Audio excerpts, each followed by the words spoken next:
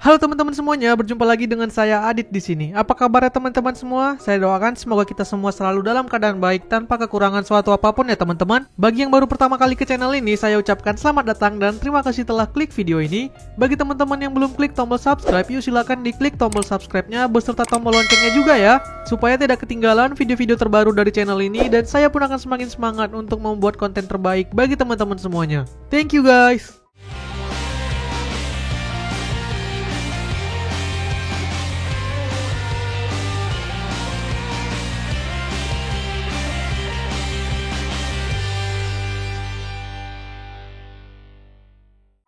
Oke, di video kali ini kita akan melakukan review terhadap smartphone seri M baru dari Samsung. Dia adalah Samsung Galaxy M21. Smartphone ini secara urutan seri tepat berada di bawah Samsung Galaxy M31 yang udah pernah kita bahas kemarin.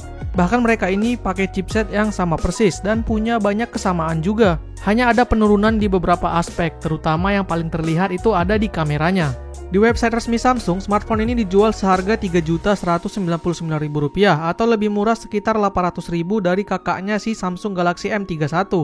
Dengan harga 3,2 juta, apa sajakah yang ditawarkan oleh Samsung Galaxy M21 ini? Dan apakah dengan harga tersebut smartphone ini worth it untuk dibeli? Mari kita bahas di video ini. Pertama kita mulai dari paket penjualannya. Smartphone ini dijual dengan box seperti seri lainnya, berwarna dasar putih. Di bagian depannya terdapat gambar smartphone-nya dengan tulisan M21 yang cukup besar. Cuman sekarang di bagian bawah udah polos aja ya, nggak ada lagi keterangan spesifikasi kunci. Kayaknya ini emang udah jadi model box barunya Samsung, udah nggak nampilin spesifikasi kunci lagi. Saat dibuka, kita akan menemukan kelengkapan seperti buku manual dan kartu garansi, stiker IMEI, adapter 15 watt adaptive fast charging, kabel USB Type-C, dan SIM ejector. Seperti biasa, ciri khas Samsung agak pelit ngasih bonus softcase di seri mediumnya, padahal ini harganya udah 3 juta loh.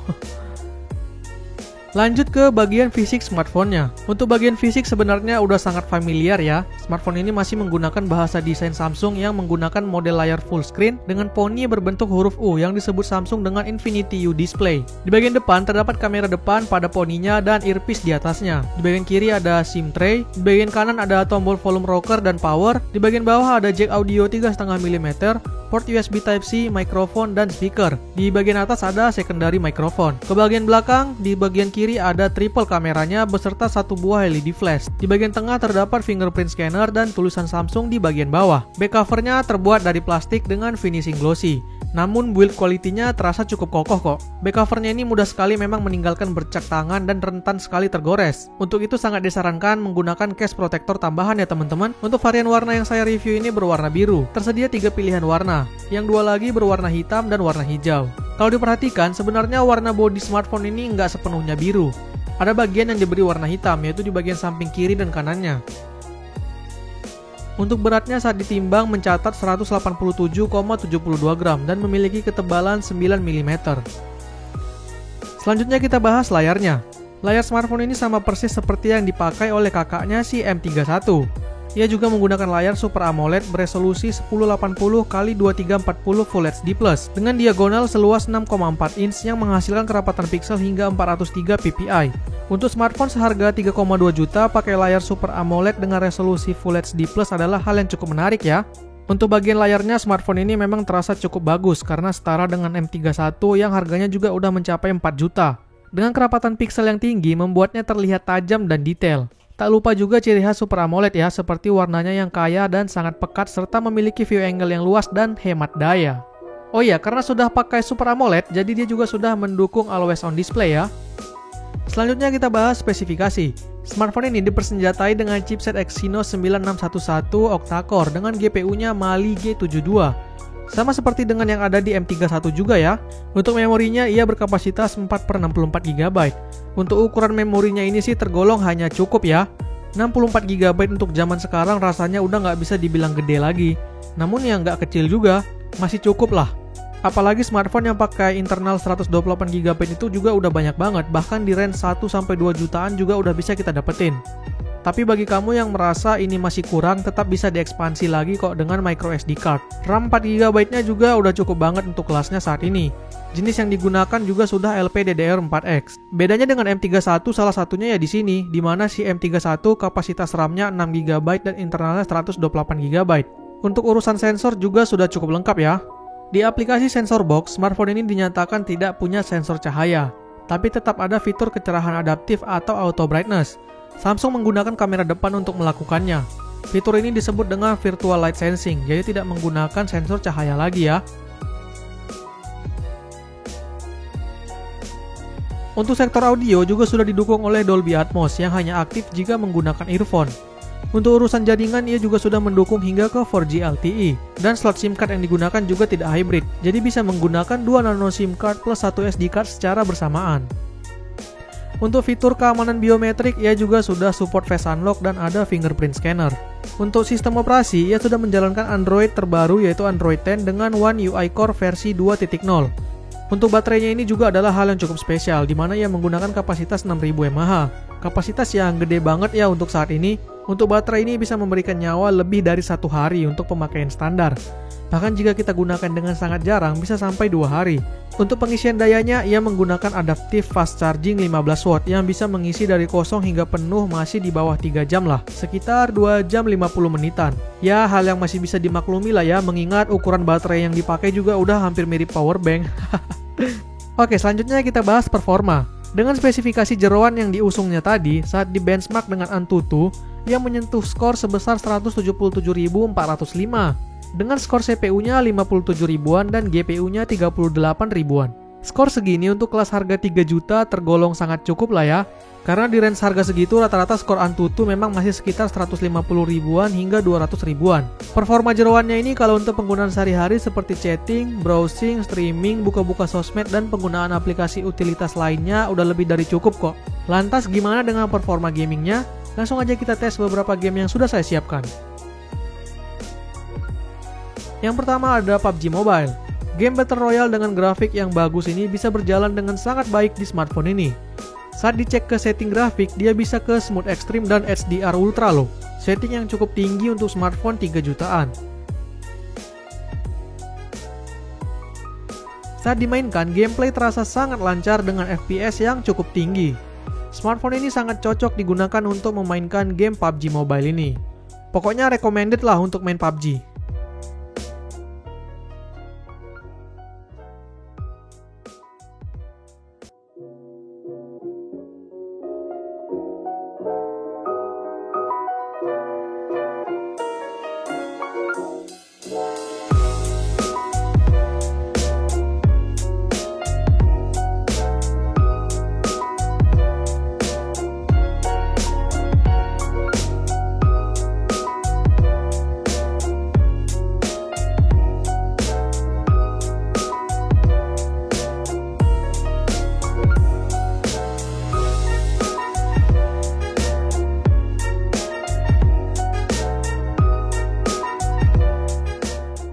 Yang kedua adalah Call of Duty Mobile.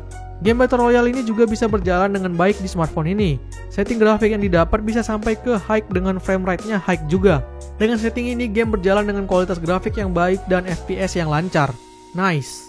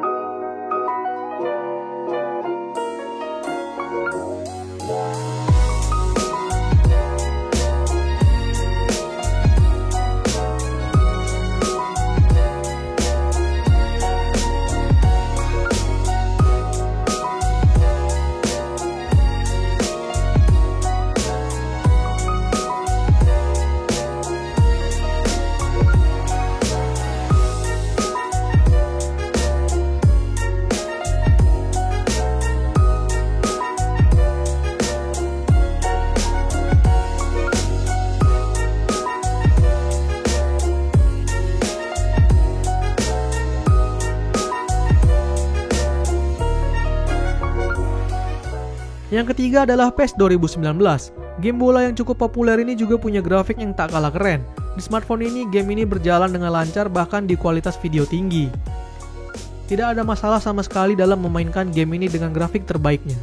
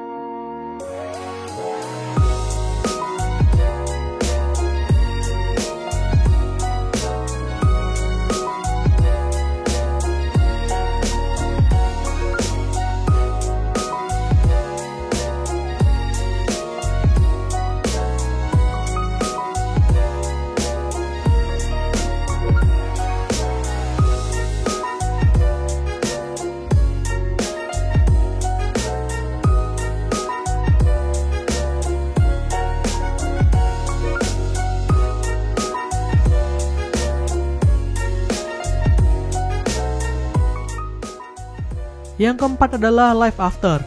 Game adventure ini juga terkenal punya grafik yang sangat bagus. Nah, di ponsel ini game ini juga berjalan dengan sangat baik pada setting grafik default berada di HD. Setting yang termasuk pas dan sangat cukup ya. Di setting ini grafik game terlihat sangat bagus dan gameplaynya juga terasa lancar sekali.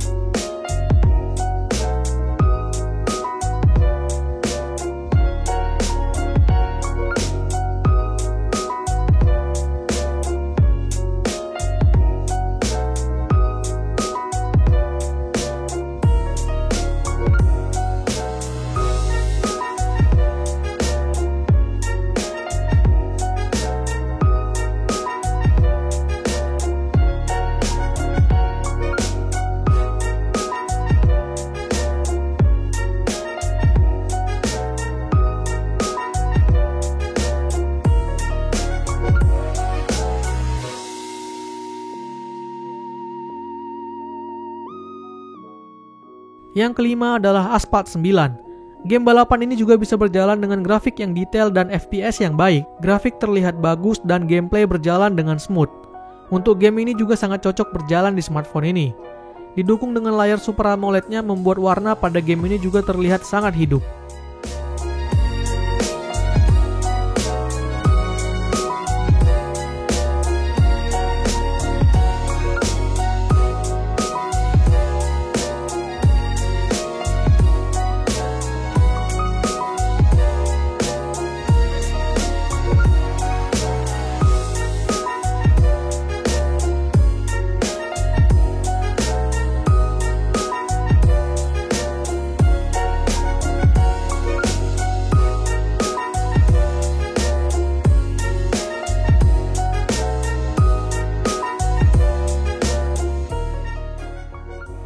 Kemudian untuk game Fortnite, secara spesifikasi sebenarnya smartphone ini sudah memenuhi sistem requirement untuk menjalankannya.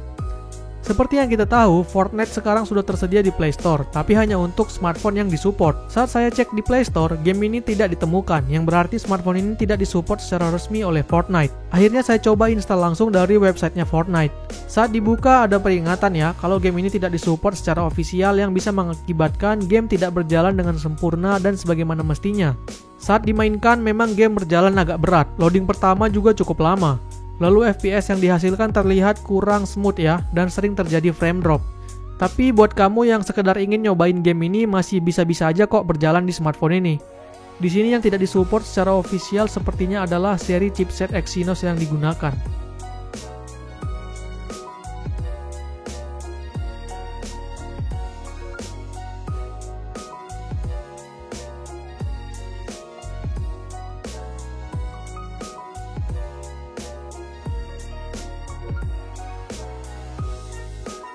Oke, setelah kita gunakan bermain game selama kurang lebih 40 menit di ruangan tanpa AC, kita ukur suhu permukaannya. Panas tertinggi yang dihasilkan itu mencapai 39 derajat Celcius. Sedikit agak panas sebenarnya, tapi masih tidak terlalu mengganggu kok di tangan. Tinggal dipakai in case saja pasti langsung clear. Terakhir kita bahas kameranya. Kamera belakang smartphone ini punya 3 lensa dengan konfigurasi lensa utama beresolusi 48 MP dengan f2.0, lensa kedua beresolusi 8 MP dengan f2.2 ultrawide, dan lensa ketiga beresolusi 5 MP dengan f2.2 yang berfungsi sebagai deep sensor. Kamera belakang ini dilengkapi dengan satu buah LED flash. Kamera depannya hanya ada satu beresolusi 20 MP dengan f2.0. Kamera belakangnya juga sudah bisa merekam video hingga ke 4K 30 fps, sedangkan kamera depannya hanya di 1080 30 fps. Untuk perekaman video belakangnya sudah didukung dengan Electronic Image Stabilization atau EIS ya. Di sini jelas perbedaannya dengan M31 adalah di jumlah lensanya dan di resolusinya, di mana M31 punya 4 lensa sedang si M21 ini cuma punya 3 lensa, alias ada satu yang dihilangin. Yang hilang di sini adalah lensa makronya ya. Menurut saya sih masih cukup oke lah, yang penting lensa ultrawide masih ada. Untuk mode kameranya tersedia mode foto, focus live untuk foto bokeh, lalu ada mode video. Di mode video ini ada opsi untuk mengaktifkan fitur super stabil ya, yang membuat rekaman video menjadi stabil, namun karena ini bukan OIS, maka akan mengurangi kualitas rekaman videonya. Lalu selanjutnya di menu lainnya ada mode Pro untuk manual, panorama untuk foto panorama, makanan untuk mengambil foto makanan, malam untuk foto malam, gerakan super lambat untuk super slow motion, gerak lambat untuk slow motion yang lebih cepat, dan terakhir ada hyperlapse. Tersedia juga fitur Bixby Vision untuk kamera pintar yang berfungsi untuk membaca, mencari, dan menampilkan informasi apa yang ditangkap oleh kamera. Dan ada fitur emoji AR untuk membuat emoji custom sendiri berdasarkan foto asli menggunakan teknologi AR. Oke, ini adalah beberapa contoh hasil jepretan kamera si Galaxy M21 ini.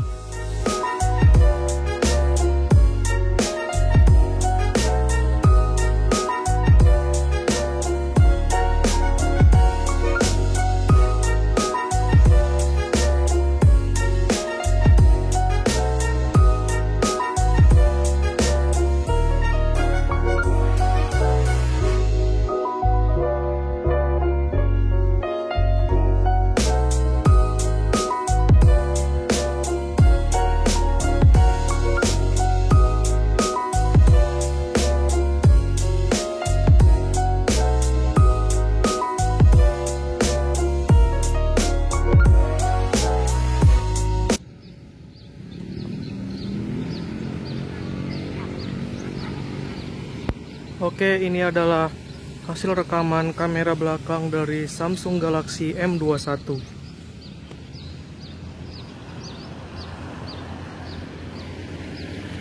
Video ini diambil hanya menggunakan tangan dan dalam kondisi saya sedang berjalan. Silahkan didengarkan juga hasil rekaman audionya.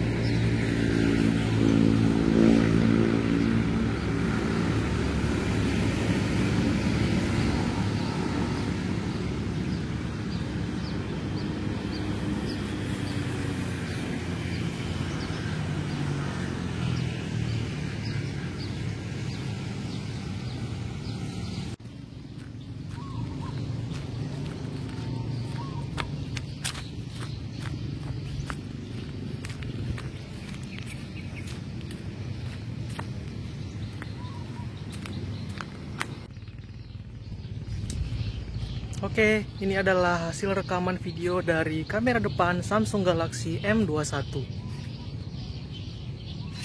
Video ini diambil dalam kondisi saya sedang berjalan. Silahkan teman-teman dengarkan juga hasil rekaman audionya.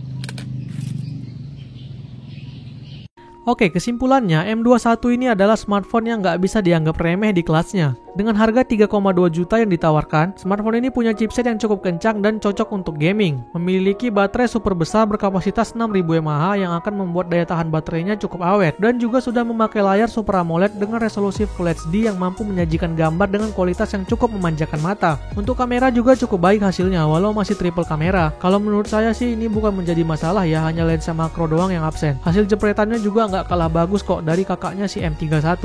Dari sini bisa kita simpulkan juga kalau si M21 ini hanya berbeda di kamera dan ukuran memori saja dengan kakaknya si M31 ya. Buat kamu yang pengen M31 namun budgetnya cuma cukup untuk M21, smartphone ini tetap bisa menyuguhkan pengalaman yang hampir sama kok dengan M31, terutama di bagian layar dan performanya. Oke deh, sekian dulu review kita mengenai Samsung Galaxy M21 ini.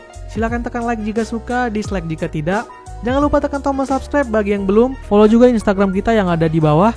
Terima kasih telah menonton dan sampai jumpa di video selanjutnya. Bye-bye.